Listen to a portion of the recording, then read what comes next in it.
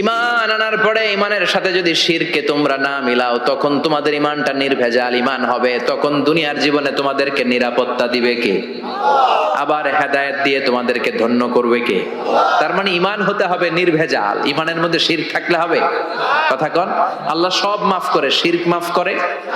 করে না। আপনি কিয়ামতের দিন পাহাড় পরিমাণ গুনাহ নিয়ে আল্লাহর সামনে হাজির হয়েছেন, কিন্তু এই গুনার মধ্যে শিরকের গুনাহ নাই।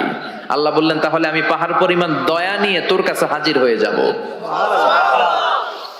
আবার আমরা যখন নামাজে দাঁড়াই, আল্লাহ বললেন ওযু করলি ভালো কথা, মসজিদে ঢুকলি ভালো কথা, নামাজের কাতারেও দাঁড়ালি ভালো কথা, কিন্তু আগে বল শিরকের সাথে সম্পর্ক আছে নাকি?